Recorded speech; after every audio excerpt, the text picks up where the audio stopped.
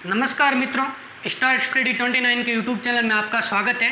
मैं रामस्वरूप विश्नोई स्वागत करता हूं आपका एक नए सेशन में। आज हम बात करने वाले हैं राजस्थान के जनजातीय आंदोलन के बारे में। भाई, राजस्थान में किस तरह से जनजातीय आंदोलन हुए, इनके प्रमुख कौन थे, किन की वजह से भीलों को एक ताकत मिली, रियासतों के विरुद्ध बोलने की क्षमता मिली, किन्हें इन्हें प्रेरणा दी, क्या प्रेरणा के स्रोत रहे, किस वजह से आंदोलन हुए, इन सभी सवालों के आपको जवाब मिलने वाले हैं। तो चलिए हमारे सेशन को शुरू करते हैं, किसी भी तरह के वक्त को ना गंवाते हुए, क्योंकि अगर वक्त गंवाएंगे तो वीडियो बड़ा हो जाएगा, तो आपको भी अंत समय में आलस आएगा, वीडियो आप पूरा नहीं देख पाएंगे। तो चलिए शुरू करते हैं। अब जनजाति कौन थी? सबसे पहले सवाल तो यही बनता है कि जनजाति कौन थी। तो जनजाति वे लोग थे जो जंगलों में रहा करते थे, और जंगलों में रहते हुए जंगलों में जैसे गोंद निकालना, कीमती लकड़ियों को निकालना, शहद निकालता, तो इन सभी का वो प्रयोग करते और अपनी आजीविका चलाते थे और जमीन खेती करते थे। इन एक स्थान पे रहे, उपजाऊ मिट्टी जब तक रही तब तक खेती की और उसके बाद में दूसरी जगह चले गए, यानी जंगलों में इस तरह से घूमा करते थे। उनका मूल समाज से कोई लेना देना नहीं था। आज़ादी से पूर्व या आज़ादी के बाद जब हमारा संविधान बना तो उन्हें मुख्य धारा में लिया गया। आज़ादी से पूर्व उनका कोई मुख्य धारा में रोल नहीं था। हाँ, जनजातियों पर वहाँ की जो रियासतें थी, राजाएं थी, उन्होंने बहुत ही शोषण किया, अत्याचार किया, और इसी वजह से राजस्थान में अत्याचारों की वजह से, राजाओं के अत्याचारों की वजह से, ईस्ट इंडिया कंपनी की अत्याचारों की वजह से जनजाति को आंदोलन करने पड़े। अब राजस्थान में जो भील जनजाति हैं, इन्होंने प्रमुखता आंदोलन किए, और भील जनजाति राजस्थान में दूसरी लार्जेस्ट जनजाति है। सबसे पहले मीणा आती है, मीणा की जनसंख्या सबसे ज़्यादा है, दूसरे नंबर पर भील है, और तीसरे नंबर पर ग्रासी आती है।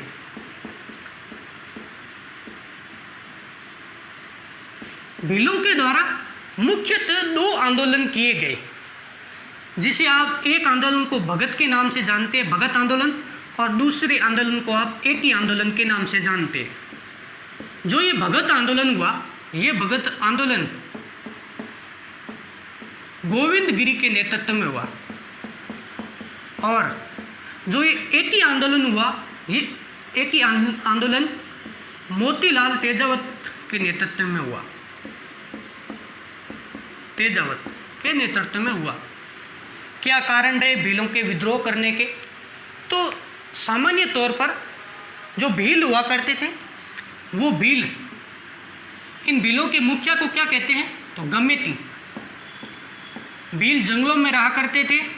जंगलों में जो भी उत्पाद होता, गोंद का होना, शहद का निकालना, कीमती पत्तियों का इकट्ठा करना, या किसी भी प्रकार की, या जुमिंग खेती इनके लिए प्रमुख थी। ये जुमिंग खेती किया करते थे, यानी एक जगह पर खेती की, जब तक उपजाऊ मिट्टी थी खेती कर ली, और उसके बाद में दूसरे स्थान पर ये चला जाया करते थे। अब होता यह है कि गमेती दो कर लिया करते थे। एक कर को आप कह सकते हैं रखवाली, रखवाली एक कर था रखवाली। रखवाली कर क्या था? तो ये गांवों की रखवाली किया करते थे भील, और उसके बदले में गमेती कर लिया करते थे गांवों की रक्षा के लिए। गांवों की रक्षा के लिए भील कर लिया करते थे, उसे रखवाली कर कहते थे। एक बरोली कर था।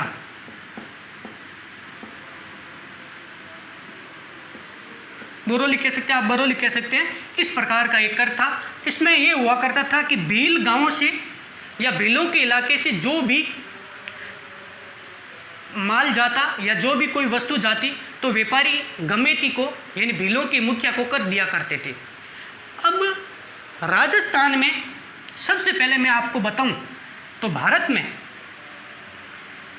भीलों का बहुत बड़ा महत्व रहा। राजस्थान में विश्व तौर पर देखें तो भीलों कहाँ पर भीलों का स्थान है, तो राजस्थान में जो दक्षिणी राजस्थान है वो भीलों का प्रमुख केंद्र है। दक्षिणी राजस्थान में मेवाड़, डूंगरपुर, बांसवाड़ा और मालवा, यानी मालवा का क्षेत्र जो मध्य प्रदेश है उसका क्षेत्र, और गुजरात के कुछ क्षेत्र जिसमें गुजरात का ईडर आता है, जिसका गुजरात का विजयनगर आता है, गुजरात का सेतु नाम का एक गांव आता है, ये सभी भीलों का स्थान था। इन स्थानों पर भील प्रमुख स्थान था और भीलों ने वर्षों से यहीं पर रहा करते रहे। सबसे पहले यहाँ पर कुछ राजवंश आए और उन राजवंशों ने धीरे धीरे भीलों पर इस क्षेत्र पर अधिकार किया, भीलों को हराकर इस क्षेत्र पर अधिकार किया। लेकिन उन राजवंशों ने भीलों से कर नहीं लिया और अपने राज्य कार्य में भीलों की सहायता ली, यानी सैनिक सहायता लो या फिर कोई व्यापारिक सहायता लो, लेकिन भीलों से सहायता ली। इससे भील बहुत खुश थे। इसीलिए आपने देखा होगा कि हल्दी घाटी के युद्ध में महाराणा प्रताप का एक सैनिक था, सेनापति था, भील सेनापति पूंजा। उन्होंने हल्दी घाटी के युद्ध में वीरतापूर्ण युद्ध लड़ा, तो वो एक भील सैनिक थे। इससे ये साबित होता है कि भील सैनिक प्रारंभ से राज शासकों के साथ में थे। क्यों साथ में थे? कि उन्हें ये फायदा था कि उनसे कर नहीं लिया जाता था और राज कार्य में जो भी काम होता भीलों को साथ लेके ही किया जाता था। अब धीरे धीरे मुगल सत्ता समाप्त हुई और मराठों का प्रभुत्व बढ़ने लगा। मराठों ने राजस्थान के सभी राजाओं को परेशान कर दिया। हर इलाके में राजाओं के साथ लूट खटोस मचाते मराठाओं के इस लूट खटोस से सभी राजा परेशान हो थे एक तरफ। दूसरी तरफ एंट्री मारी ईस्ट इंडिया कंपनी ने, यानी ब्रिटिश सरकार ने एंट्री मारी और ब्रिटिश सरकार ने सबसे पहले 1803 में सहायक संधि की सभी राजाओं के साथ। राजाओं को इस संधि में क्या विकल्प रखा गया, संधि में क्या शर्तें रखी गई? तो राजाओं से ये कहा कि आपके जो विदेशी मामले हैं वो विदेशी मामले ब्रिटिश सरकार के पास होंगे और आपका जो सुरक्षा का मामला है वो सुरक्षा का मामले ब्रिटिश सरकार के पास होगा। आपको बस इसके बदले ब्रिटिश सरकार को कर देना होगा, यानी टैक्स देगी ब्रिटिश सरकार को। कौन? रियासतें। राजाओं के लिए अच्छा ऑफर था, क्योंकि भाई सुरक्षा प्रदान कर रहे हैं, जान माल की कोई हानि नहीं है, मराठों से वैसे ही परेशान है, अब शांति मिल जाएगी, इसलिए ये संधि कर ली जाती है। प्रारंभ में 1803 में ये संधि की जाती है, लेकिन बाद में 1818 में एक संधि और की जाती है, इसे सहायक संधि कहते हैं, और 1818 की संधि को अदृश्य तार्किक की संधि कहते हैं। इनकी शर्तों को अब हम नहीं पढ़ेंगे। अब हम ये जानेंगे कि धीरे धीरे रियासतों पर अंग्रेज सरकार का प्रभुत्व बढ़ने लगा और अंग्रेज सरकार अपनी शर्तें थोपने लगी। अंग्रेज सरकार ने हर क्षेत्र में जितनी भी रियासत थी, रियासतों के साथ संधि की और संधि करके हर क्षेत्र में अपना एक पीए नियुक्त कर दिया, यानी पॉलिटिकल एजेंट नियुक्त कर दिया। यानी हर रियासत में एक परमानेंट तौर पर एक अंग्रेज अधिकारी रहेगा और वो पॉलिटिकल एजेंट होगा। राजस्थान में भी एक मुख्य अधिकारी होता था जिसका मुख्यालय अजमेर और आबू में था। एजीजी का यानी एजेंट टू गवर्नर जनरल हुआ करता था और एजेंट टू गवर्नर जनरल के नीचे हर रियासत में एक पीए हुआ करता था। तो मेवाड़ के आपको पता होगा कि मेवाड़ के सर्वप्रथम जो पीए थे यानी पॉलिटिकल एजेंट थे वो कौन थे? तो कर्नल जेम्स टॉड थे। कर्नल जेम्स टॉड जब यहाँ के पीए बन के आए, पॉलिटिकल एजेंट बन के आए, तो कर्नल जेम्स टॉड ने इस क्षेत्र में भीलों पर नियंत्रण करना प्रारंभ कर दिया। यानी उन्होंने धीरे धीरे भीलों पर प्रभुत्व कायम करना शुरू कर दिया कर्नल जेम्स टॉड ने। इससे पहले किसी भी राजा ने या किसी भी रियासत ने भीलों पर नियंत्रण नहीं किया। इससे पहले भील जंगलों में जितने भी उत्पाद होते उनका फ़ायदा उठाते, गोंद निकालते, शहद निकालते, कीमती लकड़ियाँ लाते, शराब बनाते और बांस लेके आते, सभी मुफ्त में बाज़ार में बेचते और अपनी दिनचर्या को चलाते। ज़मीन खेती करते, आज कहीं कल कहीं, इस तरह की खेती करके अपना जीवन यापन कर रहे थे। लेकिन इनका अभी तक कोई मूल समाज से इतना तालमेल नहीं था।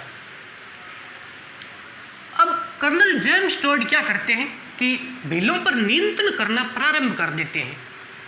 उन्होंने भीलों को नियंत्रण करने के लिए भीलों के सामाजिक जो रीति रिवाज थे उनमें हस्तक्षेप करना शुरू कर दिया। हालांकि एक त्रुटि भी थी कि भील डाकण प्रथा को मानते थे और डाकण प्रथा की रोकथाम कर्नल जेम्स टॉड द्वारा करवाई गई थी। और उस समय 1853 में रूप सिंह इन पे रोक लगा देते हैं डाकण प्रथा पे, यानी कर्नल जेम्स टॉड ने इनके सामाजिक रीति रिवाज में दखल अंदाजी प्रारंभ कर दी। इससे भील बहुत ही क्रोधित हुए।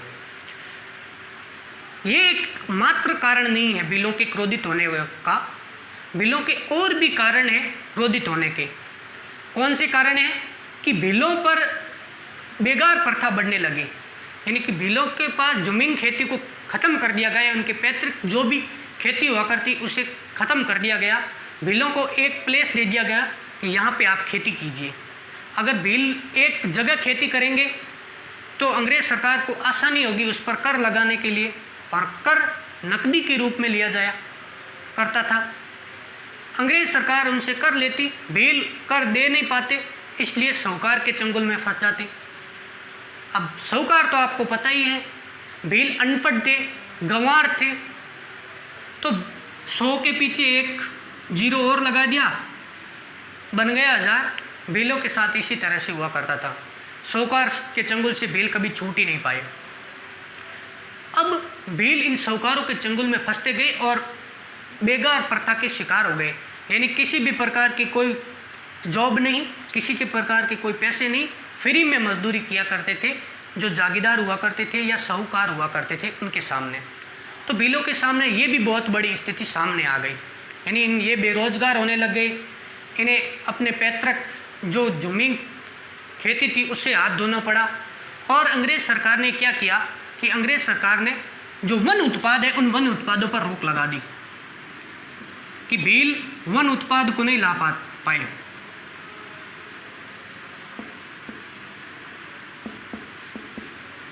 भील वन उत्पाद को नहीं ला पाएंगे, अगर लाएंगे तो अंग्रेज सरकार को कर देना होगा।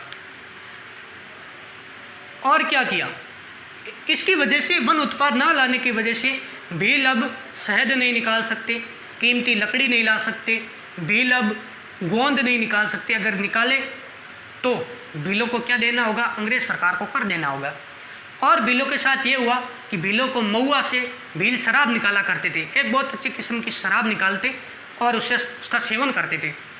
तो अंग्रेज सरकार ने महुआ के वृक्ष से, महुआ के पेड़ से शराब निकालने पर बंद कर दिया, यानी पाबंदी लगा दी महुआ पर। अगर निकाले तो उस पर अंग्रेज सरकार को टैक्स देना होगा, यानी अंग्रेज सरकार का मकसद यही था कि हमें टैक्स मिले, हमें कर मिले, हमारा राजस्व बढ़े, हमारी आर्थिक स्थिति बढ़े, हमें बस लूटना है, यही बस मकसद था अंग्रेज सरकार का। और इसी वजह से भीलों में विद्रोह की नीति अपनाई।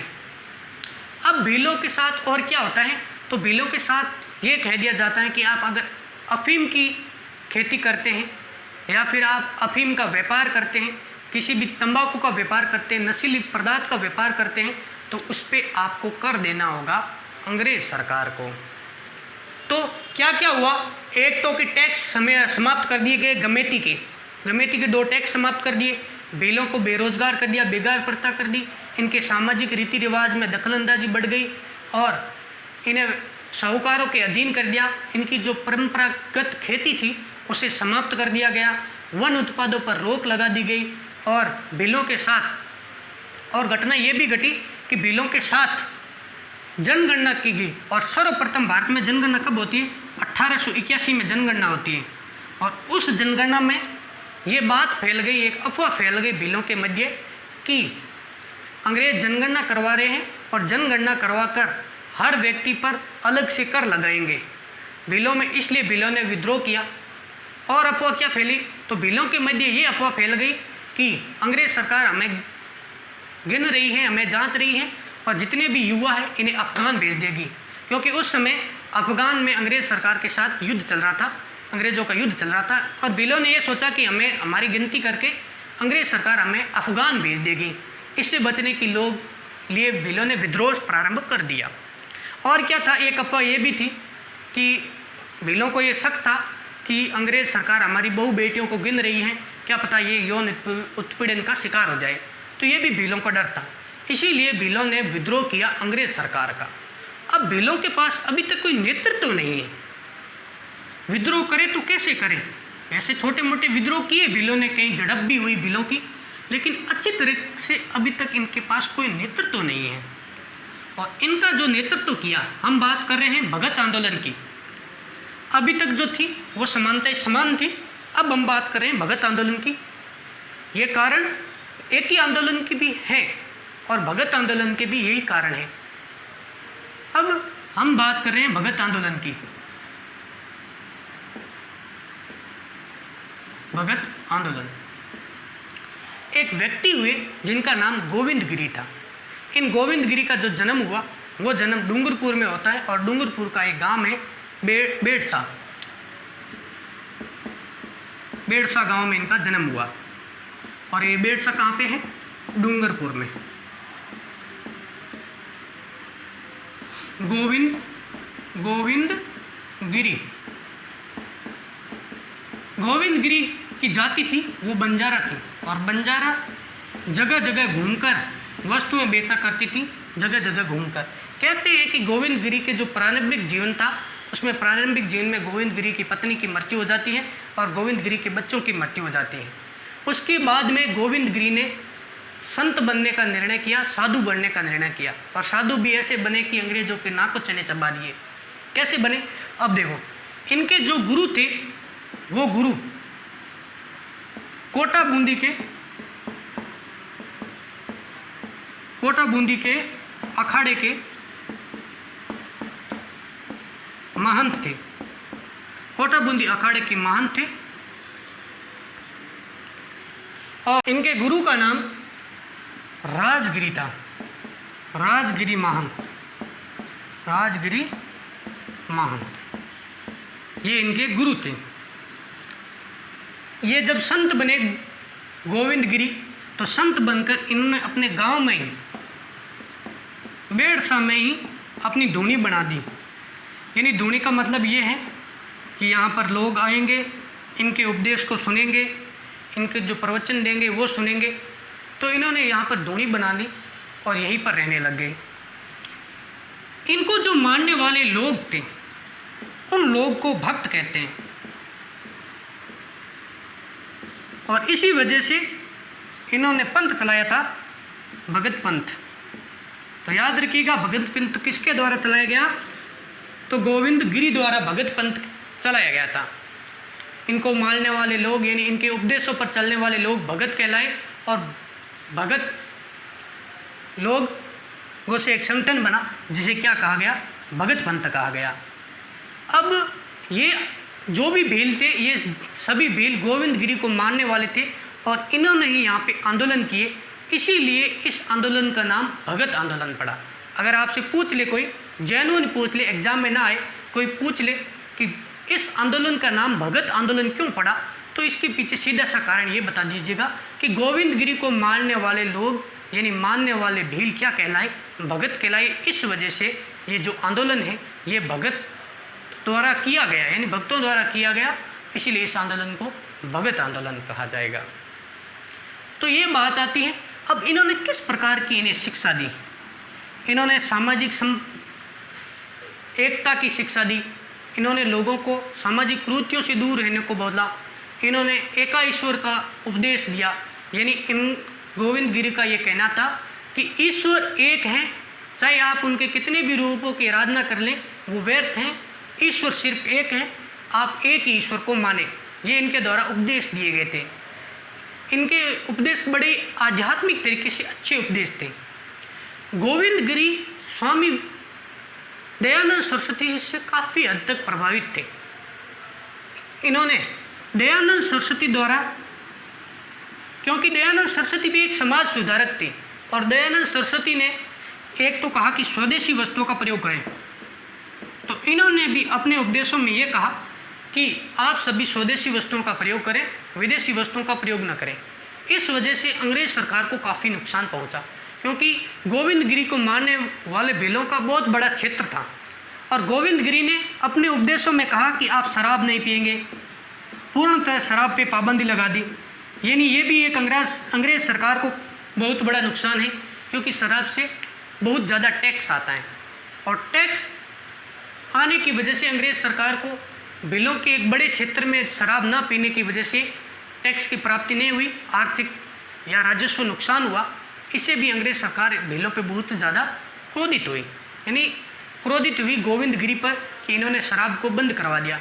हालांकि यहाँ तक भी हुआ कि अंग्रेज सरकार अधिकारियों ने, रियासतों के राजाओं ने भीलों को पकड़ पकड़ कर जबरदस्ती शराब पिलाई। आप देख सकते हैं कितनी निर्दयी तरीके से समाज को वापस बिगाड़ने की कोशिश की जा रही है पैसों के लिए। भाई पैसे बाप बड़ा ना भैया, सबसे बड़ा रुपया।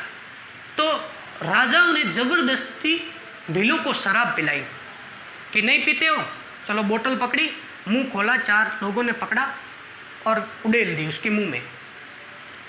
इसी तरह से भीलों के साथ व्यवहार किए गए, क्योंकि शराब ना पीने से एक बहुत बड़ा, आज की अगर दृष्टि से देखें तो कोरोना, कुछ राज्य तो ऐसे कि कोरोना काल में भी लोगों को ये कहते हैं कि आप ऑर्डर करें, शराब आपके घर हम पहुंचाएंगे। यहाँ इतने बड़े बड़े अभियान चला रही हैं कुछ स्टेट की सरकारें। तो आप देख सकते हैं कि सालाना कितना टर्न ओवर रहता है, कितना करोड़ों का टर्न ओवर रहता है शराब का। शराब बंद करा दी, कुरीतियों पर रोक लगा दी। और स्वामी दयानंद सरस्वती के एक कथन और भी था कि जो दूसरे धर्म में आ गए पुनः हिंदू बनाया जाए। तो इन्होंने पुनः हिंदू बनाने में, लोगों को पुनः हिंदू में, जो पहले हिंदू थे, और एक एक्ट आया था ब्रिटिश सरकार का 1893 में, उस एक्ट के अनुसार कि धर्म का प्रसार किया जा सकता है भारत में। तो उस समय मिशनरियों ने, इन ईसाई धर्म के जो फादर थे मिशनरी, उन मिशनरियों ने जो जनजातीय इलाके थे उन इलाकों में आए और वहाँ के लोगों को, जनजातीय लोगों को पैसे देकर या किसी प्रकार से ललचा के क्या किया, हिंदू से परिवर्तन करा दिया ईसाई धर्म में। आज अगर आप आज भी जाएंगे तो जो महाराष्ट्र, केरल, तमिलनाडु, उस एरिया में मिशनरी ज़्यादा है, क्योंकि वहाँ पर बंदरगाह नज़दीक थे, समुद्र नज़दीक थे। मिशनरी आए, वहाँ के लोगों को ललचाया। आज भी इस तरह से वहाँ पे होता है कि गरीब लोगों को ललचाया जाता है और उन्हें क्रिश्चियन बनाया जाता है। ये मैं नहीं कह रहा हूँ, ये मैंने भी न्यूज़ में पढ़ा है, मैंने भी न्यूज़ में देखा है। इस तरह से आज भी वारदात होती है। तो उस समय भी इस तरह से जनजातियों के साथ वारदात हुई। तो इन्होंने पुनः हिंदू बनाने की ठानी और हिंदू बनाई। दयानंद सरस्वती का भी यही कहना था कि जो दूसरे धर्म में परिवर्तित हो गए पुनः हिंदू बनाए गए। और दयानंद सरस्वती द्वारा इसे एक शब्द दिया गया, शुद्धिकरण शब्द, शुद्धिकरण दिया गया कि शुद्धिकरण करो पुनः और पुनः हिंदू बनाए जाए। अब गोविंद गिरी के द्वारा भीलों के लिए बहुत अच्छा काम किया गया और भीलों में लड़ाई झगड़े, क्योंकि भील पहले शराब पिया करते थे तो लड़ाई झगड़े कर लेते शराब पीकर, आज भी बहुत करते हैं। और भाई मैं सब का नहीं कह रहा हूँ, मैंने कुछ देखे हैं, कुछ लोगों को जो अपवाद हो सकते हैं समाज में। तो लड़ाई झगड़ों को रोकने के लिए वहाँ पर एक सभा का स्थापना की गई और उसे संप सभा कहा गया। संप सभा, गोविंद गिरी द्वारा संप सभा की स्थापना करके वहाँ पर अलग सी पंचायतें बना दी गई। अब देखो गोविंद गिरी ने कितनी अच्छी तरीके से, सुनियोजित तरीके से भीलों की व्यवस्थित करने की कोशिश की है कि वहाँ पर पंचायतें बनाई, अलग से कोतवाल नियुक्त कर दिए कि जो भी मामला हुआ कोतवाल के पास आएगा। कोतवाल कैसा भी मामला हो, चाहे वो संपत्ति से रिलेटेड मामला हो, चाहे वो किसी लड़ाई झगड़े का मामला हो, या फिर कोई मृत्यु से रिलेटेड कैसा भी मामला हो, फौजदारी दीवानी किसी भी प्रकार का मामला हो, तो कोतवाल उनका निर्णय करेगा, सही तरीके से निर्णय करेगा। तो संप सभा की स्थापना की गई, किसके द्वारा? गोविंद गिरी के द्वारा। गोविंद गिरी के द्वारा 1883 में संप सभा की स्थापना हुई और इसके बाद में 1903 में बांसवाड़ा में मानगढ़ नाम की एक पहाड़ी है और उस मानगढ़ पहाड़ी पर इस संप सभा का अधिवेशन बुलाया गया। सर्वप्रथम पहला अधिवेशन बुलाया गया और यहाँ पर भीड़ लोगों ने बड़ी उत्सुकता से आए और अपने जीवन में परिवर्तन किए, सामाजिक उपदेश सुने, धीरे धीरे सामाजिक परिवर्तन लाने शुरू कर दिए। यहाँ पर हर साल अधिवेशन होना शुरू हो गया और गोविंद गिरी के नेतृत्व में यहाँ पर एक चबूतरा बना दिया गया, एक धूनी बना दी गई और धूनी पे गोविंद गिरी उपदेश देते। धीरे धीरे सामाजिक कुरीतियों पर उपदेश दिए, धीरे धार्मिक हुए, धार्मिक से आर्थिक और राजनीतिक और हक, भीलों के हक पर बात होने लगी कि भीलों के पहले कितने अधिकार थे, भील कितने अच्छे तरीके से रहा करते थे, अब हर तरफ से बेरोजगार हो गए हैं। तो भीलों पे अधिकार पे बात होने लगी। अब धीरे धीरे जो ये यहाँ पर बात हुआ करती थी वो बात यहाँ की रियासतों को चुभने लगी। भाई भीलों अगर किसी को कोई जागरूक करता है, वो अगर किसी का विद्रोह करता है या विरोध करता है, तो रियासत और राजाओं को उसकी जलन होने लगी। और जलन होने की वजह से इन्होंने गोविंद गुरु को ये सलाह दी कि आप यहाँ से चले जाएं, लेकिन गोविंद गुरु यहाँ से माने नहीं। तब इन्होंने ज़बरदस्ती गोविंद गुरु को ये कहा कि आपको यहाँ से जाना होगा। तब गोविंद गुरु गिरी यहाँ से इस स्थान को छोड़कर इधर चले जाते हैं। और इधर कहाँ पे? गुजरात में। ये यहाँ से इधर चले जाते हैं, लेकिन इनका काम तो वही है, करना वही, उपदेश देने। ये इधर में जाकर अपना उपदेश प्रारंभ कर देते हैं, वहाँ के लोगों को अपना उपदेश देते हैं। वहाँ पे क्योंकि ये क्षेत्र जो विजयनगर, इडर, मालवा, जो ये राजस्थान का बाहर का क्षेत्र है, ये क्षेत्र भी भील प्रधानता क्षेत्र है। और इस क्षेत्र में इन्होंने बड़े स्तर पर उपदेश दिए। इसकी वजह से यहाँ पर एक पालपट्टा नाम का एक गांव है, उस गांव के सामंतों को भीलों से संधि करनी पड़ी, शर्तों के साथ संधि करनी पड़ी कि ये आपको अधिकार दिए जाते हैं। इस वजह से गोविंद गिरी को एक ताकत मिल गई, एक अच्छा मजबूत एक प्रतीक मिल गया कि अगर ये कर सकते हैं तो राजस्थान के या भील बहुल्य जो क्षेत्र है उन रियासतों के राजा ये क्यों नहीं कर सकते। और वे फिर से मानगढ़ पहाड़ी आते हैं और मानगढ़ पहाड़ी आकर फिर से भगत पंथ को इकट्ठा करते हैं, भगत पंथ को पुनः बुलाते हैं। अब देखिए, भगत पंथ को पुनः बुलाते हैं तो 10 नवंबर 1913 को, इस डेट को आप याद ना रखें तो भी कोई दिक्कत नहीं है, आप 1913 को याद रख लें या नवंबर 1913 को आप याद रख लें। नवंबर 1913 को सभी भील मानगढ़ पहाड़ी की तरफ जा रहे थे। अब कोई बड़ा सारा होगा, उसने गुस्से में जा रहा था, किसी ने पूछ लिया जो भील नहीं था कि भाई कहाँ जा रहा है इतने शस्त्र के साथ, आज ये सभी भीलों को हो क्या गया, कहाँ जा रहे हो? तो उसने कहा ये चुप रहे। कि भाई क्यों रहे चुप, बता भील कहाँ जा रहे तुम? तब कह दिया होगा उस भील ने कि वापस आने दे मेरे को, यहाँ पर हम मानगढ़ पहाड़ी जा रहे हैं और वहाँ हम सभी भील इकट्ठे होकर देखना कि रियासतों पर हमारा अधिकार होगा, हमारा शासन चलेगा, तुम कुछ नहीं कर पाओगे ये ऊंची जाति वाले। तो ऐसा कुछ ही धीरे धीरे लोगों में चर्चा होने लगी, जो भील नहीं थे गांव के लोगों में चर्चा होने लगी और ये चर्चा राजाओं तक पहुंच गई। अब राजाओं के पैर कांपने लगे, ज़मीन खिसक गई इनके पैरों से कि इतने सारे भील इकट्ठे हो गए, अब तो हमारी खैर नहीं है।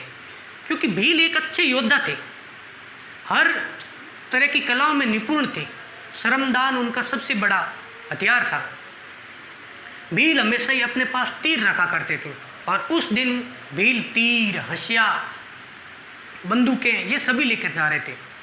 तो लोगों को शक हुआ और राजाओं को भी हुआ कि कहीं भीलों ने अगर उग्र विद्रोह कर दिया तो हमारी खैर नहीं है। तब अंग्रेज सरकार क्या करते हैं कि अंग्रेज सरकार, माफ़ कीजिएगा, तब राजा अंग्रेज सरकार से ये प्रार्थना करते हैं कि आप हमेशा हमारी रक्षा करते हैं, तो इस बार भी आप हमारी रक्षा करें और भीलों से हमें बचाएं।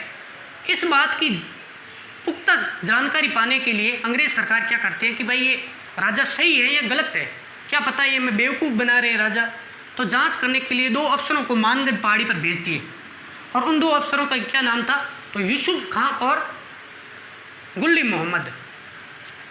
भील वैसे ही परेशान थे अंग्रेज सरकार से, राजाओं से और अफसरों पे, क्योंकि अफसर भी उन पे सरकार बनाती नियम और अफसर आके उन पे ठोकते, मारपीट करते पहले भीलों के साथ। और आज भीलों सभी संगठन थे, उन्हें प्रेरणा मिली हुई थी, जोश था। तो ये दोनों अफसर पहुँचे मानगढ़ पहाड़ी और चढ़ गए भीलों के हत्थे। भीलों ने जमा के लगाई इनकी, बहुत कूटा इनको। कूटने के बाद हुआ ये कि गुल्ली मोहम्मद गुल हो गए वहीं पर, और यूसुफ खां जान बचा के जैसे तैसे पहाड़ी के नीचे भागे। और अंग्रेज सरकार को ये इंफॉर्मेशन दी कि यहाँ पर भीलों के पास क्रूर हथियार हैं, भीलों के पास बंदूकें हैं, भीलों के पास बड़े बड़े हथियार हैं, तीर हैं, भाले हैं, तो आप ऐसा करें कि इनका प्रबंधन करें। तब अंग्रेज सरकार इस मानगढ़ पहाड़ी को चारों तरफ से घेर लेती है और चारों तरफ से घेर कर 17 नवंबर, ये डेट आपको याद रखनी होगी, 17 नवंबर 1913 को यहाँ पर अंग्रेज सेना पहुँचती है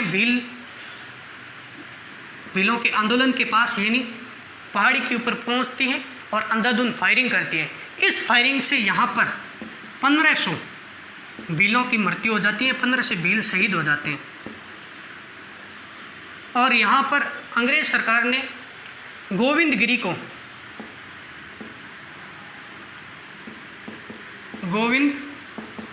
को और एक इनके साथी थे गोविंदगिरी के, जिनका नाम है पूंजा धीरा, समर्पण कर दिया, या आप कह सकते हैं इन्हें गिरफ्तार कर लिया, गोविंदगिरी को और पूंजा धीरा को। अंग्रेज सरकार ने इन्हें गिरफ्तार करके सबसे पहले गोविंदगिरी को ये सज़ा सुनाई कि गोविंदगिरी को फांसी दी जाए और पूंजा धीरा को उम्र कैद की सज़ा दी जाए। लेकिन बाद में किसी समझदार व्यक्ति ने ये कहा कि अंग्रेज आप ऐसा ना करें, जज आप ऐसा ना करें, अगर ऐसा किया, ऊपर से भील वैसे ही परेशान है कि आपने उनके 1500 लोग मार दिए, और उसके बाद अगर आप इन गोविंदगिरी को फांसी सुना देंगे तो आपकी खैर नहीं है, फिर अंग्रेज सरकार को यहाँ से इन रियासतों से अपने जोड़ी झंडा लेके चलना पड़ेगा। तो फिर जज क्या करते हैं, परिवर्तन करते हैं, इन्हें उम्र कैद की सज़ा देते हैं। लेकिन बाद में इनकी सज़ा को कम कर दिया जाता है और 20 साल की सज़ा कर दी जाती है। अंत में जब ये अहमदाबाद के जेल में रहा करते थे गोविंदगिरी, तो इनका व्यवहार बहुत अच्छा था। अंग्रेज़ सरकार को इनका व्यवहार अच्छा लगा और अंग्रेज़ सरकार ने कहा कि आप व्यवहार अच्छा लग रहा है और हम आपको रिहा करते हैं, लेकिन कुछ शर्तों के साथ। क्या शर्तें रखी गई गोविंदगिरी के सामने? तो शर्त ये रखी गई कि आपको फिर से बांसवाड़ा, डूंगरपुर और मेवाड़ के क्षेत्र में नहीं जाना है, और ना ही आप इडर में जाएंगे, ना ही विजयनगर, नहीं कि यहाँ पे किसी भी स्थान पे आप नहीं जाएंगे। आपको यहाँ पे जाना मना है, आप मानगढ़ पहाड़ी पे नहीं जाएंगे, आपको यहाँ से इन शर्तों पर निकाला जाएगा। गोविंदगिरी ने सोचा कि शर्तें अच्छी है, मान ली जाए तो भी बढ़िया है, वरना मैं किसी भी भील को फिर से जागृत नहीं कर पाऊँगा किसी भी नए क्षेत्र में।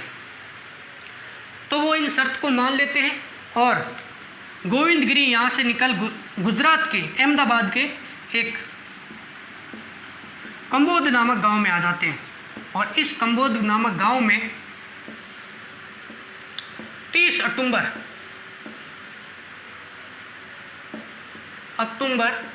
1931 को इनका देहांत हो जाता है।